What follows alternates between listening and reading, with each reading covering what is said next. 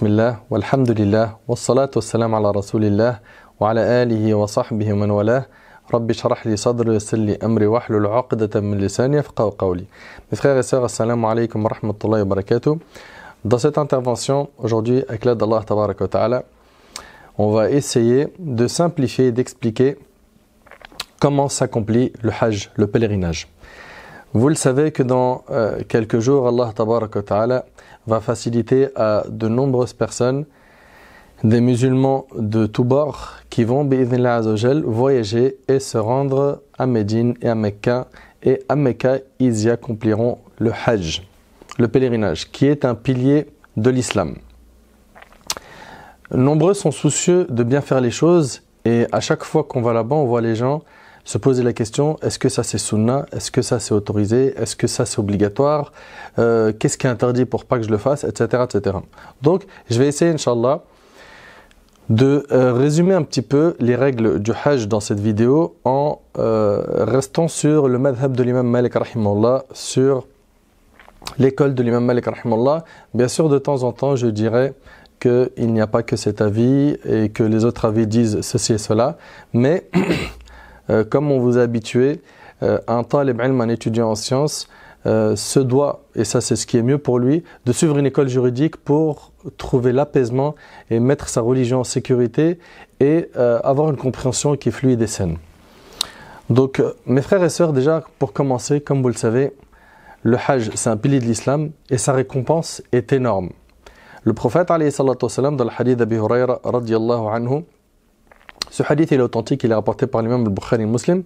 Il a dit alayhi salatu wassalam que toute personne qui accomplit le pèlerinage sans avoir de rapport intime, donc il n'a pas de rapport intime avec son épouse pendant le hajj, et sans commettre d'immoralité, donc il garde un bon comportement pendant tout son hajj, il reviendra ou il retournera chez lui aussi pur que le jour où sa mère l'a mis au monde.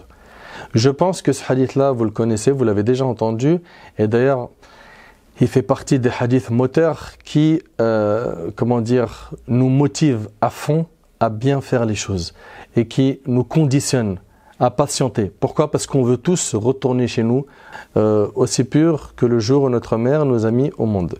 Maintenant, parlons de ceux et celles qui sont concernés par l'obligation du hajj. Alors, j'ai décidé de prendre le livre d'Ibn Ashir et de prendre le chapitre du hajj. Donc, ce que vous allez entendre, c'est un résumé de ce qu'il y a dans ce bouquin. Et il y aura des informations que j'ai prises dans d'autres livres de fiqh. Alors, le pèlerinage est une obligation une fois dans la vie. Ça, c'est ce qu'il faudra retenir, c'est que le hajj n'est obligatoire qu'une seule fois dans la vie. Si une personne a accompli un hajj en étant pubère, en ayant réuni les conditions physiques, financières, etc., une seule fois dans sa vie, elle n'est plus concernée par cette obligation. C'est-à-dire que si elle souhaite refaire un hajj, ce hajj qu'elle refera sera un hajj surérogatoire et non un hajj obligatoire. Pour ce qui est de la umrah est une sunna qui est recommandée au moins une fois dans la vie et non une obligation chez les malikites et les hanafites. Les rites du pèlerinage se divisent en trois parties. Et là, j'attire toute votre attention. Il y a dans le hajj des choses qui seront considérées comme des piliers. D'accord ? Ils seront au nombre de 4. Il y a des obligations et il y a des sunan. Alors, pour ce qui est des piliers, rapidement, pour faire très simple, toute personne qui ne va pas accomplir un des 4 piliers que je vais évoquer après, donc il ne le fait pas du tout, son hajj il est caduc, il est nul. Ok ? Et le pilier, une fois raté, ne se rattrape pas en sacrifiant une bête comme pour un acte obligatoire. Et là, peut-être que ça vous fait un petit peu peur et que c'est un peu compliqué. Ben, en fait, c'est simple. On avait dit qu'il y avait les piliers, il y a les obligations et il y a aussi les sunnas. Quelqu'un qui oublie de faire une sunna, il n'y a rien, il n'y a pas de compensation, il n'a pas de péché, il n'y a pas de problème pour lui. Sauf que, voilà, s'il a oublié une sunna, on va dire qu'il a manqué une occasion à avoir plus de récompenses. Mais en tout cas, il n'a pas de péché, il n'est pas blâmé. S'il a oublié, ou plutôt s'il n'a pas fait un acte obligatoire, là, un acte obligatoire, il peut le compenser. Comment ? En sacrifiant une bête. Par contre, les piliers, on ne peut pas les compenser en sacrifiant des bêtes. Et les piliers, ahbab al-kiram, ils sont au nombre de 4. On a l'entrée en état de sacralisation, al-ihram. De même qu'on a aussi al-wuquf bi-Arafa, donc la station à Arafa. On a le tawaf al-ifada. Et on a al-sa'i, donc le sa'i bayna al-safa wal marwa. Donc ça fait 4 piliers. Quelqu'un qui part au hajj, qui n'en fait pas un des 4, du tout, son hajj, il n'est pas du tout valide. Pourquoi? Parce qu'il a manqué un pilier. Pour ce qui est des actes obligatoires, s'il en a manqué un, on a dit qu'il peut rattraper ça en sacrifiant une bête. Ahbab al-kiram, les conditions d'obligation du hajj. Alors, le hajj, on a dit, c'est le 5e pilier de l'islam. Il n'est pas obligatoire pour la personne que si toutes les conditions suivantes sont réunies. Premièrement, qu'il soit libre. 2, qu'il soit pubère. L'enfant, s'il accomplit le hajj pendant qu'il est enfant, son hajj, il est valide, mais attention, écoutez attentivement, c'est-à-dire il est valide auprès d'Allah subhanahu wa ta'ala, mais il n'est pas compté comme un hajj obligatoire. Pourquoi? Parce qu'il faut qu'il soit pubère pour qu'il soit validé, son hajj, donc le hajj obligatoire. Aussi, il y a jouir de ses capacités mentales, ne pas être fou. La possibilité de s'y rendre. Quant à la femme, elle doit remplir une autre condition qui consiste à être accompagnée de son mari ou d'un proche parent, un homme, dont son mariage avec elle est illicite. Donc elle doit partir avec un mahram, comme son père, son frère, son mari ou autre, d'accord? Sinon, dans l'école malikite, elle doit être en compagnie d'un groupe de confiance. Oui, ce groupe sûr peut être composé d'hommes, de femmes ou des deux à la fois. Écoutez attentivement, donc si jamais une femme, dans le madhab de l'imam Malik, rahimahullah, elle ne peut pas partir avec un mahram et qu'elle peut partir avec un groupe sûr, islamiquement parlant, elle peut y aller. Par contre, un point, c'est que actuellement, c'est comme ça pour l'instant, on est en 2018 et c'est comme ça pour l'instant, le consulat ne délivre pas de visa à une femme qui a moins de 45 ans. Donc si elle a moins de 45 ans, elle ne peut pas avoir, au niveau administratif, son visa. Voilà. Donc il faut bien évidemment acquérir son argent de manière licite pour ce voyage. On ne part pas au hajj avec de l'argent sale. Ensuite, maintenant, parlons un peu des piliers. Je les ai évoqués tout à l'heure et on va essayer de les détailler. On a dit qu'il y avait le ihram, donc l'entrée en état de sacralisation. Il y a le sa'i, donc le parcours entre Safa et le Marwa. Il y a la station à Arafa, c'est le 9e jour de Dhul Hijjah. Et il y a Tawaf al-Ifada. Pour ce qui est du ihram, ce pilier consiste à avoir l'intention dans le cœur d'effectuer le pèlerinage pour Allah. Donc l'ihram, l'entrée en état de sacralisation, ça se passe dans le cœur. C'est d'avoir l'intention d'accomplir le pèlerinage pour Allah subhanahu wa ta'ala en désignant quel type de pèlerinage on compte faire. Pourquoi? Parce qu'il y a 3 manières de faire le pèlerinage. On a al-qiran, on a al-ifrad et on a al-tamattu'. Je vais en parler dans quelques minutes, Inch'Allah. D'accord? Donc, celui qui a l'intention de faire une formule, puis prononce une autre, quelqu'un qui avait l'intention, par exemple, de faire tamattu', mais il prononce al-ifrad.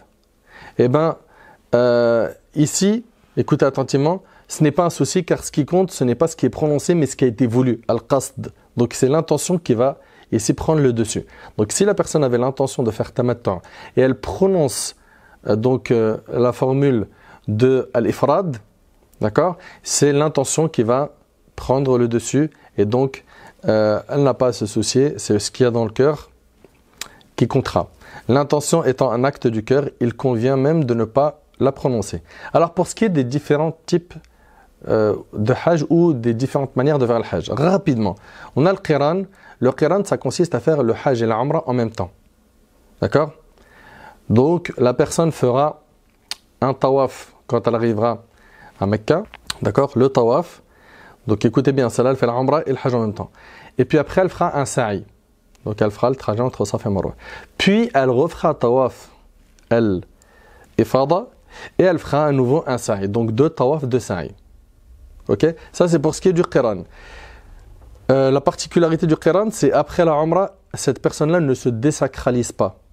Elle reste en état de sacralisation, donc dès l'entrée en état de sacralisation, dès qu'elle est rentrée en ihram, elle restera dans cet état même après avoir fait sa umrah jusqu'au jour du Eid, le 10e jour de Dhul Hijjah, où lorsqu'elle aura lapidé la grande stèle, coupé ses cheveux et donc elle aura fait les actes pour tahallul al-awwal, là à ce moment-là elle pourra se désacraliser. Mais attention, on parle de la première désacralisation. Ensuite on a al-tamattu'. Al-tamattu' c'est faire une umrah, donc tawaf et sa'i, et après on se désacralise. Puis le 8e jour de Dhul Hijjah, de là où on se trouve, on reprononce la talbiya, labbaik Allahumma bihajj, et on rentre en état de sacralisation à nouveau pour rester en état de sacralisation jusqu'au 10 pareil. Et après avoir lapidé la grande stèle et coupé les cheveux, la personne peut enfin avoir le droit à la première désacralisation. Et pour terminer, on a l'ifrad. C'est ce qui est aimé dans le madhab maliki et shafi'i. Pour ce qui est du tamattu', c'est ce qui est préféré dans le madhab de l'imam Ahmed, et le qiran, c'est ce qui est préféré dans l'école hanafite. Pour ce qui est donc de l'ifrad, c'est d'avoir la niya que de faire le hajj. Donc la personne fera le tawaf d'arrivée, puis elle a le choix. Soit elle fait le sa'i tout de suite après, soit le sa'i bayna as-safa wal marwa, elle le retarde et elle le fait après le tawaf al-ifada. Donc ça fera pour elle 2 tawaf, le tawaf d'arrivée et le tawaf al-ifada, et un seul sa'i, qu'elle peut faire soit après le tawaf d'arrivée ou soit après celui de al-ifada. Voilà en résumé rapidement pour ce qui est des types de hajj. Les habitants de la Mecque ne sont point tenus du sacrifice d'une bête dans le tamattu' ni dans le qiran. Tiens, les habitants de la Mecque, eux, ils n'ont pas à sacrifier une bête quand ils sont en tamattu' ou en qiran. Et de là, je profite pour vous dire que toute personne qui fera tamattu' ou qiran aura une bête à sacrifier. Donc ce qu'on appelle al-hadi, c'est un mouton qui est une obligation individuelle pour chaque personne qui accomplira le hajj. Par contre, dans le rite malikite et shafi'ite, al-ifrad, eux, ils n'ont pas de hadi obligatoire à sacrifier. Donc chez eux, il n'y a pas d'obligation à sacrifier une bête. D'accord ? Voilà pour ce qui est du hajj.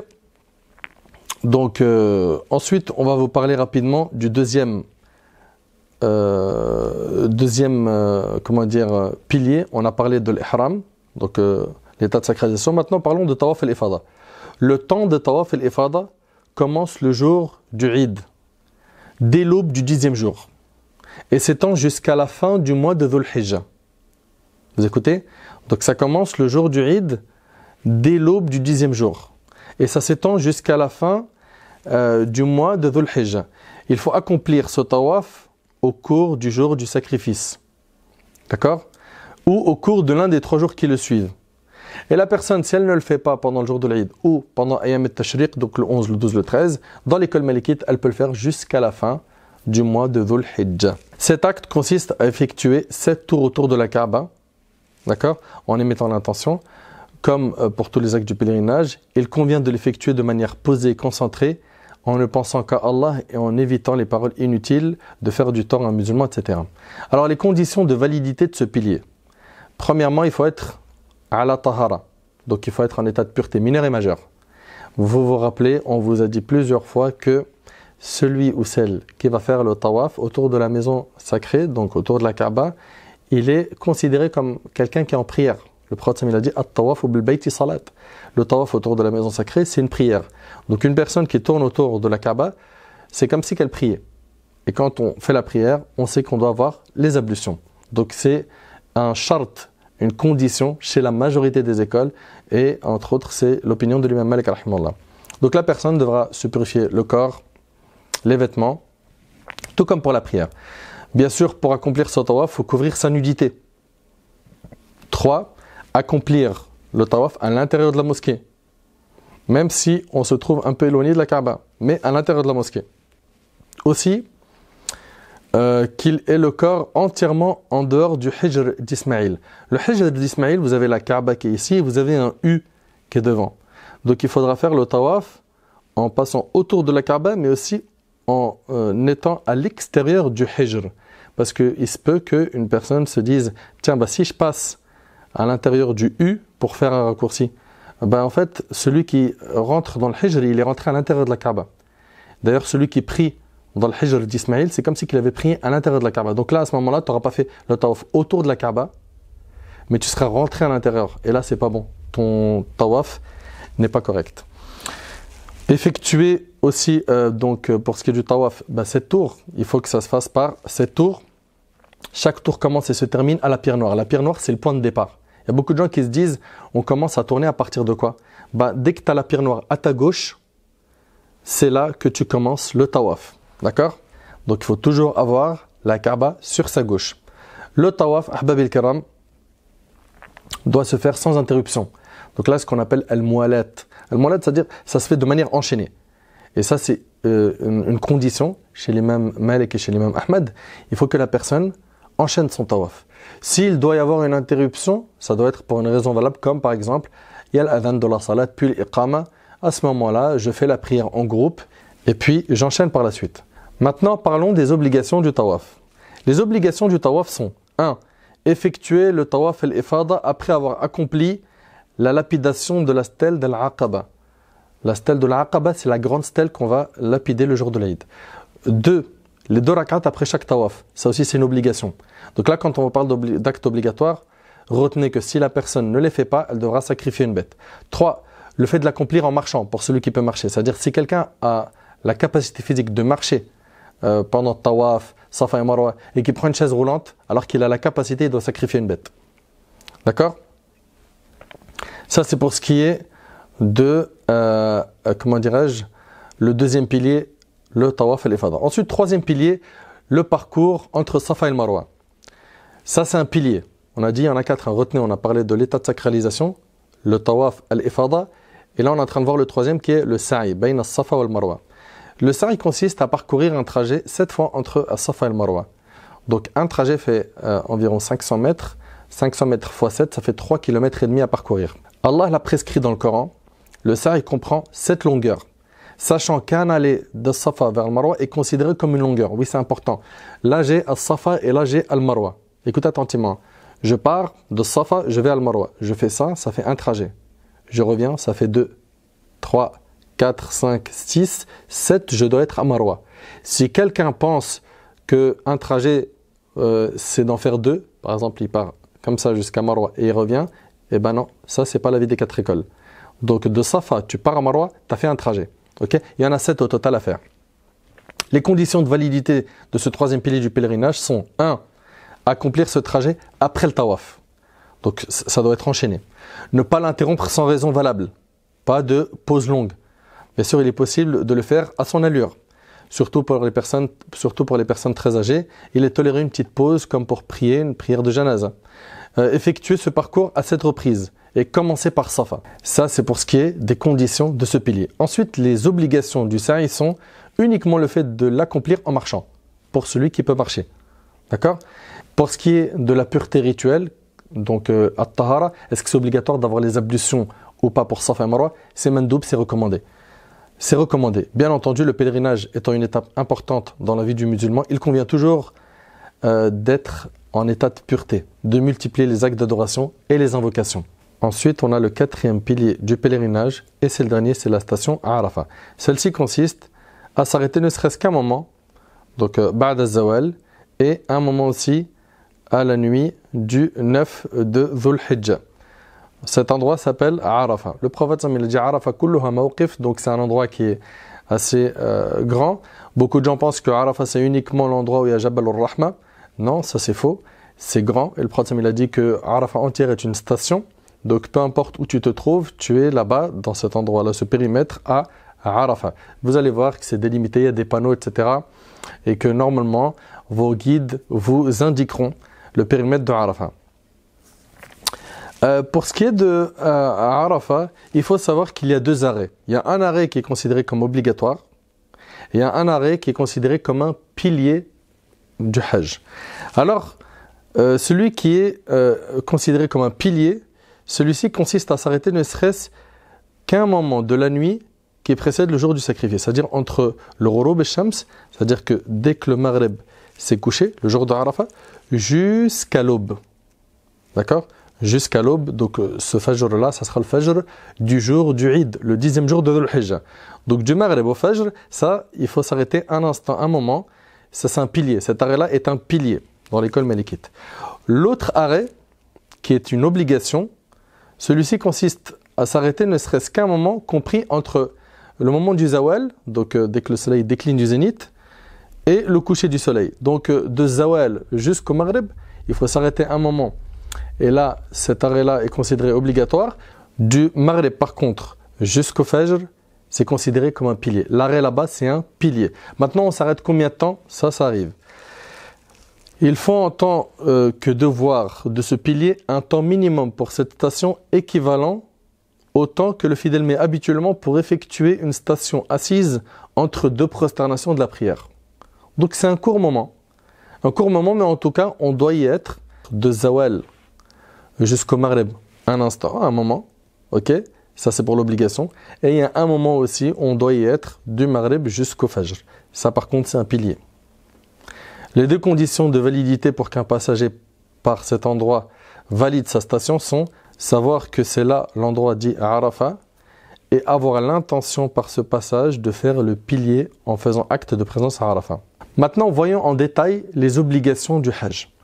Les actes obligatoires sont alors la sacralisation au miqat avant de le dépasser et non après.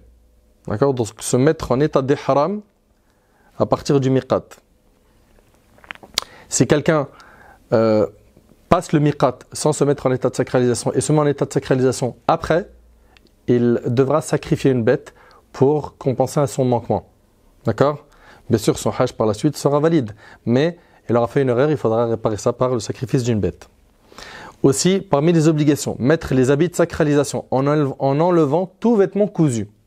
Alors, ici c'est important. Pour l'homme, il mettra deux vêtements, donc un rida et un izar. Donc vous connaissez, hein, c'est ce tissu blanc que vous mettez par dessus et le même que vous allez mettre en bas. Donc celui d'en bas on l'appelle izar, celui du haut on l'appelle rida. Et pour ce qui est de l'homme, il n'a pas le droit aux sous-vêtements, chaussettes, etc. Tout type de vêtements est interdit. Il n'aura que ces deux bouts de tissu sur lui, avec bien évidemment sandales ou claquettes. Chez les Malikites, montre et bague ne sont pas à mettre. Montre et bague, non. Chez les Malikites, je précise également que ce n'est pas du tout à faire de mettre sac à dos, sacoche ou bien ceinture, sauf si la personne en a réellement besoin. À ce moment-là, elle a le droit de mettre par exemple une ceinture, mais sur la peau, pas au-dessus du vêtement. Sur la peau, pas au-dessus du vêtement. Ça sera la même chose pour le sac à dos. D'accord? Donc ça, c'est pour ce qui est du madhab maliki. Faites-y attention. Allah barik fikum. Je profite également pour vous rappeler que si quelqu'un a des objets de valeur, alhamdoulilah, il y a des coffres forts dans les hôtels. Si la personne a besoin de prendre un petit peu d'argent, elle peut prendre un sac à dos, mais le tenir dans sa main. D'accord? Mais ne pas le mettre sur elle. Donc ne mets pas de sac à dos sur ton dos, sauf comme on l'a dit, s'il y a vraiment une nécessité, tu as des choses importantes à conserver, là tu peux mettre ce sac à dos ou cette ceinture en les collant sur ta peau. Et après tu mets le vêtement de ihram. Parmi les obligations, on a aussi la talbiya. La talbiya, elle est obligatoire. D'accord? Surtout quand tu vas partir du miqat, le début n'est pas à rater. La talbiya. Aussi, tawaf al-qudum. Tawaf al-qudum, c'est le tawaf d'arrivée. Les deux rak'at après chaque tawaf sont obligatoires. Il y a une divergence dans l'école malikite, mais elles sont obligatoires. Aussi, faire suivre de suite le tawaf par un sa'i. D'accord? Ça fait partie des obligations. Le fait de marcher à pied dans le tawaf et le sa'i. Rester campé une partie de la nuit. Quand? À l'endroit dit Muzdalifa. D'accord? Donc rester campé une partie de la nuit. La lapidation des stèles, ça fait partie des obligations. Le rasage ou le raccourcissement des cheveux, ça fait partie des obligations. Passer 3 nuits à l'endroit dit Mina. Donc les nuits précédant le 11, 12 et le 13e jour de Dhul Hijjah. Très bien. Donc rapidement, pour ce qui est de l'intention de se mettre en état de sacralisation, cela s'effectue lorsqu'on arrive à certains endroits bien précis qu'on appelle al-mawaqit. J'ai déjà fait une vidéo dessus dans la série du Hajj et vous pourrez voir l'entrée en état de sacralisation en détail avec les dessins des mawaqit. En tout cas, tu passeras par le miqat donc qui te rencontre dans ta position géographique. Ça veut dire que le prophète sallallahu a dit que Dhul Hulayfa, ça c'était pour les habitants de Médine, d'accord? C'est à 420 km au nord de la Mecque. On a Al-Juhfa, d'accord? pour les habitants du Cham, d'Égypte, Soudan, etc. Qarn al-Manazil, d'accord? Donc ça c'est pour les habitants de Najd. Yalamlam pour ceux qui viennent du Yémen, d'Inde, etc. Dhat Irq pour ceux qui viennent d'Irak et ceux qui viennent de leur côté. Donc il faudra passer par un de ces miqats. Un de ces miqats, c'est là-bas où on rentre en état de sacralisation. C'est les points de départ si vous voulez. Il y en a 5. Je répète leur nom. Dhul Hulayfa, on a Al-Juhfa, Qarn al-Manazil, Yalamlam et Dhat Irq.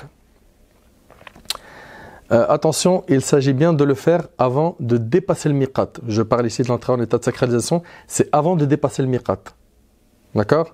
Et non après. C'est pas je dépasse le miqat et après j'entre en état de sacralisation. Non. 2. Pour se mettre en état de sacralisation, le pèlerin doit retirer tous ses vêtements habituels afin de revêtir ceux du pèlerin, tout en prononçant la talbiya. Pour ce qui est de la tenue vestimentaire, le pèlerin, comme le prophète sallallahu l'avait précisé, ne doit porter ni chemise, ni vêtements, ni turban, ni se couvrir la tête, donc pas de shashia, pas de turban, pas de chapeau. Je parle pour les hommes. Pour les femmes, elles ont le droit de mettre tous les vêtements qu'elles veulent, qu'elles souhaitent, à partir du moment où ils respectent le code vestimentaire islamique. Concernant la femme, par contre, elle ne doit pas se voiler le visage, ni porter des gants. Pour ce qui est de l'homme, nos frères posent souvent la question, pour ce qui est des claquettes sandales, elles sont cousues. Alors, comprenez que quand on parle de vêtements cousus, ce que les savants veulent dire par cousu, ils veulent dire par là ce qui épouse la forme du corps. C'est pour ça que même les ihrams avec, vous savez, les boutons de pression, eh ben, si vous en avez acheté un, il n'y a pas de problème, mais ne mettez pas ces boutons de pression. Encore une fois, je parle des gens qui vont suivre l'école malékite. D'accord? Pourquoi? Ça va tracer les formes du corps. Et ça, ce n'est pas à faire. Pour ce qui est des claquettes, des sandales, il n'y a aucun problème à partir du moment où elles sont ouvertes par devant et ouvertes par derrière. Donc vous allez voir que certaines sandales laissent voir les doigts de pied et laissent voir une partie du pied en bas. D'accord? Derrière. Donc derrière, en bas. Pour celle-ci, il n'y a aucun problème. Ensuite, on a, parmi les obligations, prononcer la talbiya, qui est le fait de dire labbaik Allahumma labbaik, labbaik la sharika laka labbaik, innal hamda wa ni'mata laka wal mulk la sharika lak. Parmi les obligations, on a le tawaf d'arrivée.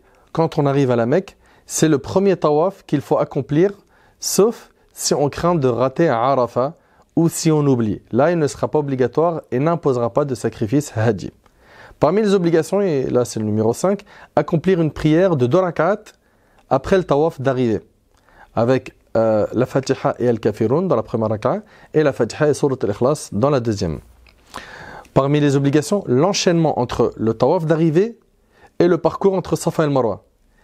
Il faut faire le parcours entre Safa et Marwa juste après le tawaf d'arrivée, sauf si on craint de rater Arafat ou si on oublie. 7. Le fait d'accomplir le tawaf, écoute attentivement, et le parcours entre les deux monts Safa et Marwa en marchant à pied. Il faut les faire à pied. Ici, on parle de ceux qui ont la capacité. Ceux qui ne peuvent pas, ils le font sur chaise roulante et ils n'ont pas de bête à sacrifier. 8. Rester campé une partie de la nuit, la veille du 10 de Dhul Hijjah à l'endroit d'Muzdalifa. 9. Le jet des cailloux. Le jet des cailloux, on n'a pas parlé de pierre, parce qu'une pierre c'est plus grand, de cailloux. Donc jeter les pierres de l'Aqaba. L'Aqaba c'est la grande stèle et ça c'est le jour de l'Eid.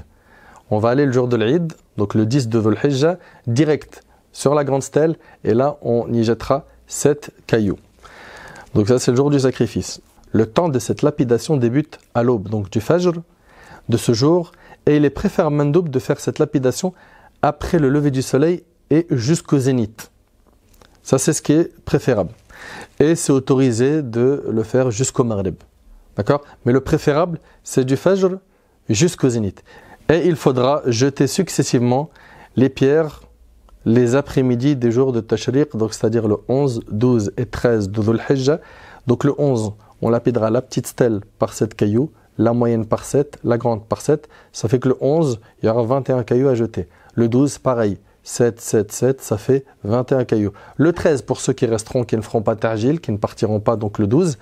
Le 13 pour ceux qui y resteront, 7, 7, 7, et ça fera 21 cailloux. Je précise que le prophète sallallahu alayhi wa sallam nous a enseigné dans un hadith authentique que celui qui lapide une stèle, donc par le jet d'un caillou, chaque caillou jeté, écoute attentivement, subhanallah, il gagne la récompense de quoi? De perdre un grand péché. C'est un grand péché qui est pardonné. par chaque caillou jeté. Donc 21 cailloux par jour, si on les multiplie par les 3 jours de Tashriq, 11, 12, 13, ça fait 63. Plus les 7 du jour de l'Aïd, ça fait 70 grands péchés que tu peux débarrasser de ton compte. Ensuite, ça c'est la 10e obligation, se raser ou se couper les cheveux de la tête après l'immolation. Donc pour ce qui est du sacrifice des bêtes, maintenant il y a des organismes qui s'en occupent. Rares sont ceux qui le font eux-mêmes. En tout cas, de ce que je sais, en France c'est comme ça que ça se passe. C'est que les agences aujourd'hui travaillent avec des organismes qui eux vont prendre l'argent du Hajj et vont s'occuper du sacrifice du Hajj pour vous. Donc vous, il vous restera la lapidation de la grande stèle, vous couper ou raccourcir les cheveux, et comme la bête, c'est pas vous qui vous en occupez de son sacrifice, il vous restera tawaf al-ifada. Pour la femme, elle coupera un peu de cheveux et elle n'a pas à tout raser. Elle coupera la taille d'une phalange, une moula, qui est le bout du doigt. Pour l'homme, le mieux est le rasage.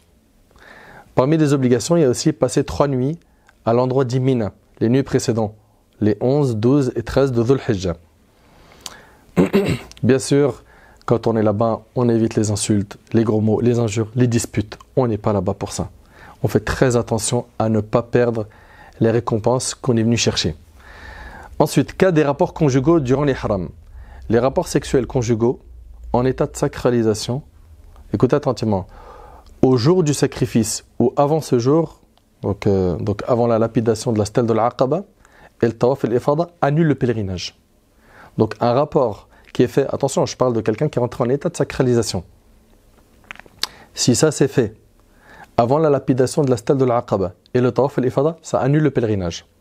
Si ces rapports arrivent après la lapidation de l'Aqaba, donc ça c'est le jour de l'Aïd, hein.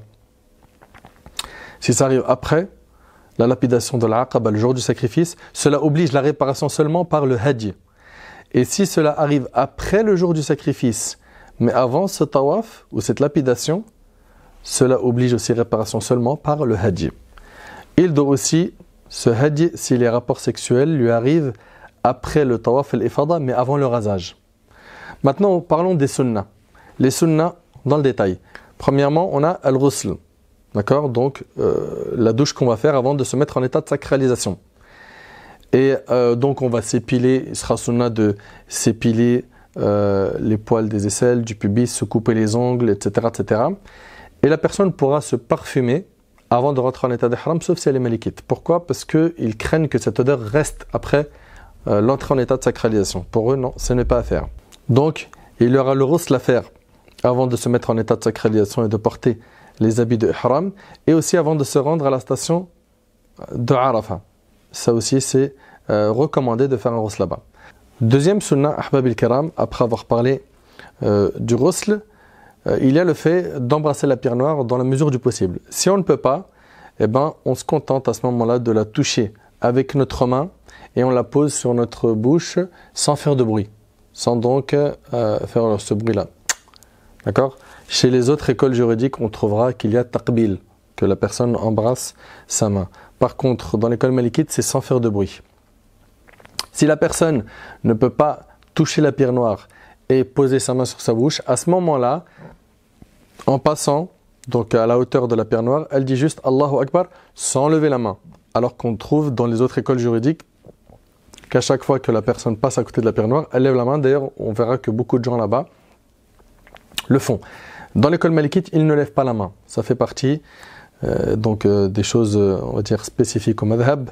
Tout comme dans l'école malikite, quand on commence le tawaf, on ne fait pas ce qu'on appelle al-ittiba'. Al-ittiba', ça veut dire découvrir l'épaule droite.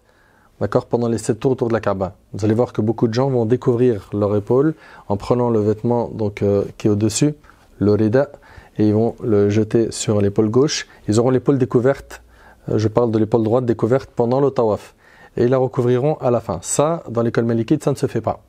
Donc les 2 épaules restent couvertes pendant tout le tawaf. Bien sûr, la personne, pendant qu'elle tourne, elle passera aussi par ce qu'on appelle al-rukn al-yamani, le coin yéménite. Il est aussi recommandé de toucher al-rukn al-yamani avec la main dans la mesure du possible. Ensuite, on a la circulation, donc le tawaf dit de l'adieu. le tawaf d'adieu, il est considéré comme sunna dans l'école malikite. Contrairement à d'autres écoles qui verront ça comme une obligation. Dans l'école malikite, écoute attentivement s'il vous plaît, le tawaf d'adieu est considéré comme sunna. Donc, si jamais une femme, elle reste indisposée jusqu'à la fin du séjour et qu'elle a pu avant cela faire tawaf al-ifada et qu'elle ne fait pas tawaf al-wada', le tawaf d'adieu, bah chez les malikites, c'est sunna. C'est-à-dire que ce n'est pas un crime, ce n'est pas grave si la personne ne le fait pas. Si la femme par contre elle est indisposée pendant toute la période où on est à la Mecque, eh ben, elle viendra avec nous à Mina, à Muzdalifa, à Arafat, elle rentrera d'ailleurs en état de sacralisation avec nous, d'accord? Elle fera même le ghusl que l'on fait avant d'entrer en état de sacralisation alors qu'elle est indisposée. C'est parce que c'est un ghusl pour entrer en état d'ihram. Par contre, elle ne fera pas le ghusl qu'on fait quand on arrive à la Mecque, si elle est encore indisposée. D'accord? Donc elle fera le premier, elle ne fera pas le deuxième. Cette femme qui est indisposée, donc on a dit qu'elle viendra avec nous à Mina, à Muzdalifa, à Arafat, elle fera les invocations avec nous, elle lapidera les stèles sans problème. Sauf que le tawaf, elle ne peut pas le faire parce qu'il faut rentrer dans la mosquée. Et chez les 4 écoles, on ne rentre pas dans une mosquée quand on est indisposé. Et le tawaf en plus, il a besoin d'une tahara, d'un état de pureté mineur et majeur pour pouvoir faire le tawaf. Donc elle, dans le cas extrême où elle se retrouve à la fin de son séjour et elle n'a pas pu faire le tawaf al-ifada qui est un pilier du hajj, à ce moment-là, elle fera comme le prophète a enseigné à Asma, elle rentrera dans la mosquée et elle fera le tawaf, écoute attentivement, puis elle sacrifiera une bête en guise de compensation et son hajj sera valide bi'idhnillahi subhanahu wa ta'ala. Ok? Et d'ailleurs, c'est arrivé à Aïcha radiyallahu anha, la femme du prophète sallam. Elle est tombée dans sa période de menstru pendant le hajj. Le prophète lui a dit fais ce que fait le pèlerin, sauf que tu ne fais pas le tawaf autour de la maison sacrée et tu ne fais pas les trajets entre Safa et Marwa jusqu'à ce que tu sois pur. Voilà, donc le tawaf d'adieu, il est sunna. Maintenant, si on regarde le pèlerinage dans le détail, mais dans l'ordre. Alors rapidement, on a se laver, donc pour entrer en état d'ihram, d'accord? En se frottant, on enlève les impuretés, on se coupe les ongles, on s'épile les poils, etc. Et par contre, un point important, on n'utilise pas de parfum, d'accord? De parfum après avoir fini cette douche. Pourquoi? Parce qu'il est possible que ce parfum, son odeur reste par la suite. Ensuite, il y a une sunna, c'est de faire une prière de 2 rak'at après le ghusl, d'accord? Et avant l'ihram. Il s'agit là d'une sunna. On lit de préférence dans la première rak'a la Fatiha puis Al-Kafirun, et dans la deuxième rak'a la Fatiha et Qul Huwallahu. Se mettre en état de sacralisation en s'habillant avec des tissus appropriés, donc la blancheur des habits étant préférable, donc on va mettre Rida al-Izar. Parmi les choses aussi à faire, donc si tu es malikite et que tu veux tout respecter comme dans le madhab, c'est de préférence faire al-ifrad. Al-ifrad, c'est le fait de faire le hajj uniquement. D'accord? Donc il n'y aura pas d'umrah. Ça sera tawaf al-qudum, un sa'i que tu peux faire après ou après tawaf al-ifrada. En tout cas, tu n'auras qu'un seul sa'i à faire et 2 tawaf. Tawaf d'arrivée et tawaf al-ifrada. Tawaf d'arrivée qui est obligatoire et tawaf al-ifrada qui est un pilier. Le sa'i, donc que tu pourras faire soit après le premier tawaf, soit après le deuxième. Tu as le choix. Si quelqu'un est malikite et veut faire tamattu' ou qiran, il n'y a aucun problème. Aucun problème. C'est juste la préférence qu'ont eu les écoles juridiques sur le type de hajj à faire. Aussi, la talbiya. La talbiya, une fois que la personne rentre en état de sacralisation, elle répétera la talbiya. D'accord? L'homme et la femme répéteront la talbiya pendant leur voyage jusqu'à Mecca, jusqu'à rentrer à Mecca. Bien sûr, la personne dès qu'elle arrive à la Mecque, il est recommandé de faire une deuxième douche, d'accord? Et dans celle-ci, on ne fera pas delk, on se frotte pas. On se frotte pas. Une douche sans delk, sans se frotter. Pour les femmes indisposées, on l'a dit, elles ne le feront pas. Elles ne feront pas cette douche. Elles ne feront que la première. Donc on rentre après à la mosquée, on fait le tawaf, on commence par tawaf, d'accord? Il rentre à la mosquée de la Kaaba. Et bien sûr, les doigts, il ne les oublie pas avant de rentrer dans la mosquée. Comme dans n'importe quelle mosquée, on dit les mêmes invocations en entrant à la mosquée. On enlève nos chaussures. ou nos claquettes sandales. Et puis on va vers la Kaaba, on attend d'être devant la pierre noire pour faire ce qu'on appelle le tawaf d'arrivée. D'accord? Donc le tawaf d'arrivée ou la umrah, donc ça dépend de quel type de hajj vous allez faire. Dans les 3 premiers tours de tawaf, il va faire ce qu'on appelle al-raml, il va presser le pas. Je parle ici que pour l'homme. D'accord? Et dans les 4 derniers, il va marcher. S'il ne fait pas cela, il n'a pas de bête à sacrifier. Il aura juste raté une occasion de faire plus de sunan. Faire obligatoirement une prière de 2 rak'at après le tawaf. Donc la personne, dès qu'elle arrive, point de départ c'est la pierre noire, elle essaye de presser le pas dans les 3 premiers tours, ça concerne que les hommes. Et dans les 4 derniers, la personne marche. S'il est accompagné de sa femme, il y a beaucoup de monde, il ne peut pas, il n'y a aucun problème. La personne, donc on a dit, fait ces tours-là, et à chaque fois qu'elle passera entre le coin yéménite et la pierre noire, il est recommandé de dire « Rabbana atina fid dunya hasana, wa fil akhirati hasana, wa qina adhab an-nar ». C'est tout. C'est la seule invocation à apprendre pendant le tawaf. Quand vous serez devant la pierre noire, la première fois, vous direz Bismillah, Wallahu Akbar. Chaque tour, juste Allahu Akbar. Dès que vous arrivez à la hauteur de la pierre noire. Après ce tawaf, s'il peut s'arrêter au multazam, c'est bien. C'est entre la pierre noire et la porte. C'est un endroit où il est rapporté des textes où la personne, il est recommandé de faire des doigts dans cet endroit-là, de coller son corps, son visage, etc. et d'invoquer Allah subhanahu wa ta'ala. Une fois que la personne a fait ses 7 tours, elle va prier 2 rak'at, on a dit, avec la Fatiha et le Kafirun, la Fatiha et l'Ikhlas. Puis après cela, elle va se diriger vers As-Safa. Dès qu'elle va aller vers Safa, en y allant, elle dira Inna as-Safa wal Marwa min sha'airillah, faman hajja al-bayta wa i'tamara fala junaha alayhi an yattawafa bihima, wa man tatawwa khayran fa inna Allaha shakirun alim, abda bima bada Allahu bih. Elle va se tenir sur le mont Safa, en se mettant en direction de la Kaaba. Elle lève les mains et elle dit Allahu Akbar, Allahu Akbar, Allahu Akbar, la ilaha illallah. Donc des invocations qu'on normalement on vous communiquera, Inch'Allah, dans des petits livrets. Et il y a une vidéo dans la série du Hajj où il y a toutes les invocations du Hajj pour ceux et celles qui souhaitent les retrouver. Donc la personne fera ces formules de dhikr, puis après elle invoquera Allah, puis après elle refera ses formules de dhikr, Allahu Akbar, Allahu Akbar, la ilaha illallah, wahdahu la sharika lahu al-mulk, etc. jusqu'au bout. Puis après elle fera des doigts, puis après elle le redira une 3e fois, et après elle descend pour aller vers Marwa. D'accord? En allant vers Marwa, la personne fait les doigts qu'elle veut. Elle arrive à Marwa, elle dit exactement ce qu'elle a dit à Safa, excepté qu'elle ne dira pas le verset Inna Safa wal Marwa min sha'airillah faman hajja al-bayta wa i'tamara al-aya. Ça, la personne ne le dira pas, et elle ne dira pas Abda bima bada Allahu bih. C'est-à-dire, elle dira juste la formule Allahu Akbar, Allahu Akbar, Allahu Akbar, la ilaha illallah wahdahu la sharika lahu al-mulk wa lahu al-hamdu ala kulli shay'in qadir, etc. Ensuite, donc la personne fait les va-et-vient entre Safa et Marwa. Pour le 7e jour de Dhul Hijjah, donc la personne elle écoute un prêche, c'est vrai que c'est recommandé, ça fait partie des prêches recommandés. Le 8e jour de Dhul Hijjah, c'est le 1er jour du Hajj. Ce jour-là, la personne va à Mina, elle y accomplit Dhuhr, Asr, Maghrib et Isha, et le Fajr du lendemain. Et chaque prière sera raccourcie, elle les fera en 2 rak'at, en la priant en son temps, sans faire jama', sans regrouper les 2 prières. Le 9e jour, la personne part à Arafah, elle y accomplit Dhuhr et Asr, d'accord, en faisant jama' et qasr, c'est-à-dire que les prières sont regroupées et sont raccourcies. Chez les Malikites, il y a 2 adhan, 2 iqama, d'accord. Pour chaque prière, il y a un adhan et une iqama. Les autres savants voient qu'un seul adhan et 2 iqama. Ensuite, on y reste là-bas jusqu'à le Maghrib, et un petit peu après le Maghrib, on part pour Muzdalifa. Muzdalifa, on y va pour prier al-Maghrib et al-Isha, jama' et qasr. La personne peut prier son witr et dormir. Si elle a besoin de manger, elle mange et elle dort. Après s'être arrêtée à Muzdalifa, la personne passe la nuit là-bas, d'accord? Et le lendemain, donc ça sera le jour du Eid, le 10e jour de Dhul Hijjah, la personne prie le Fajr à Muzdalifa, puis elle va ramasser 7 cailloux pour partir lapider la grande stèle. Si elle veut ramasser même tous les cailloux de Muzdalifa, il n'y a pas de problème.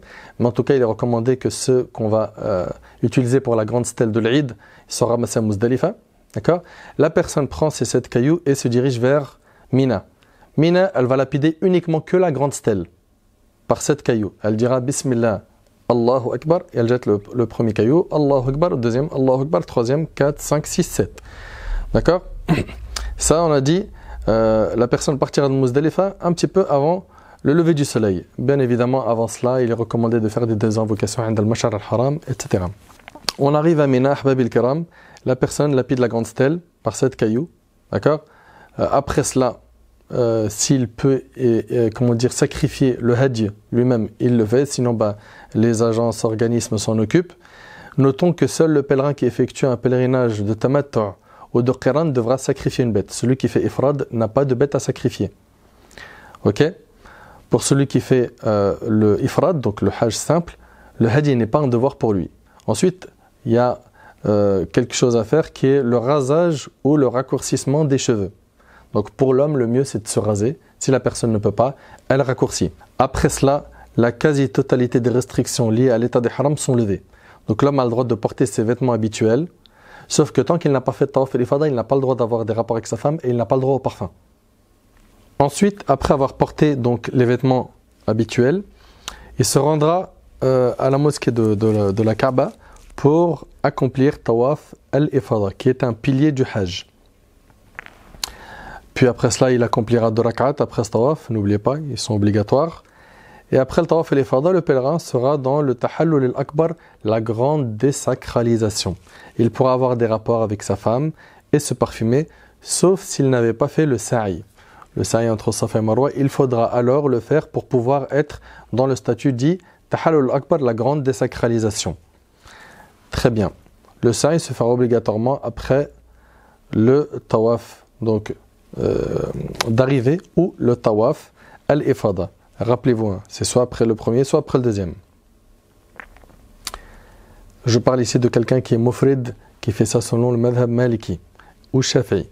Pour celui qui fait le pèlerinage dit de jouissance, donc tamattu, il devra faire le sa'i obligatoirement une nouvelle fois après le tawaf al-ifada, car celui fait après le tawaf al-qudum concernait sa umrah et le deuxième après al-ifada concerne son hajj.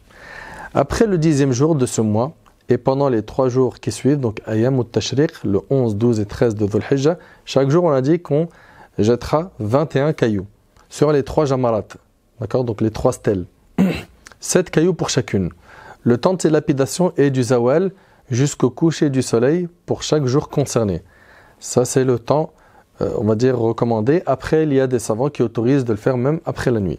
Le pèlerin, durant chaque jour de tashriq, devra lapider les 3 stèles de Mina. D'abord la plus petite, après il fera des invocations. Puis celle du milieu, après il fera des invocations. Et la grande, et par contre, après la grande, il ne fait pas d'invocation. Chacune, on a dit, il jette 7 cailloux. Il vérifie à ce que la taille ne soit pas trop grande, que ce ne soit pas de l'argile, de la terre, que ce soit des cailloux. Il vérifie aussi qu'elle ne soit pas impure. Ça pourrait être des petites crottes qu'il croit que c'est des pierres. Il se rapproche bien de la stèle. Ne jette pas ça de trop loin, de peur que ça atterrit pas dans la stèle.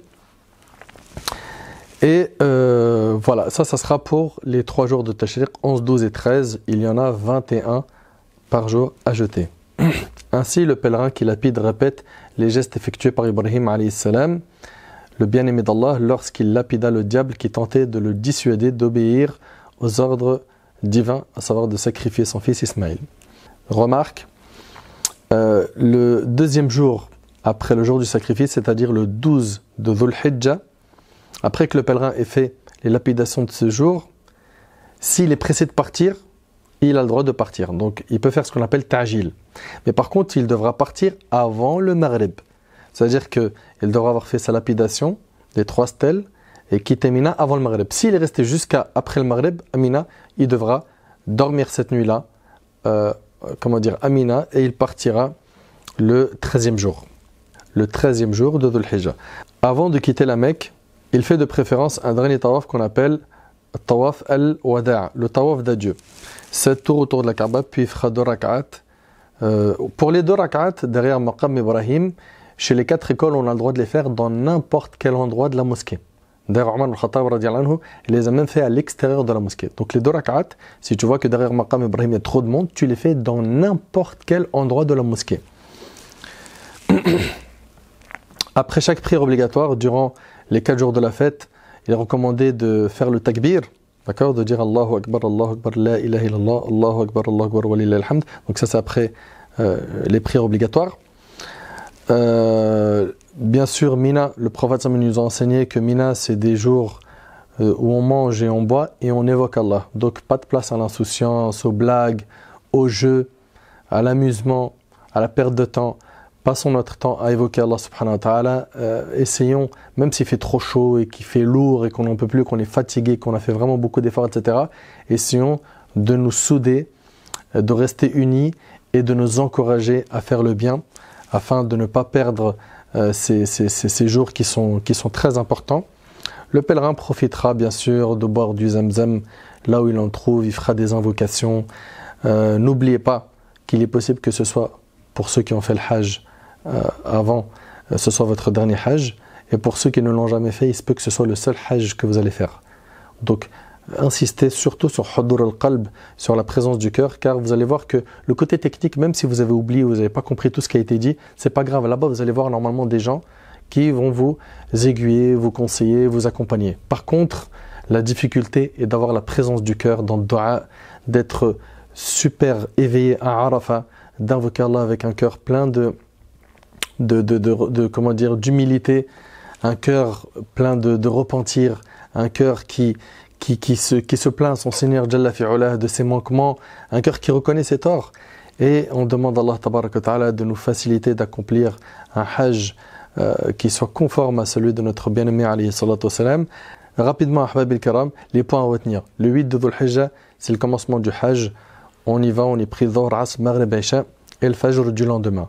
Le 9e jour, c'est le jour de Arafah. Après avoir pris le Fajr, on va aller à Arafah pour y prier Dhuhr, Asr, Jam' et Qasr. Jam', c'est-à-dire on les regroupe. Qasr, c'est-à-dire les prières sont réduites de 4 rak'at, elles passent à 2.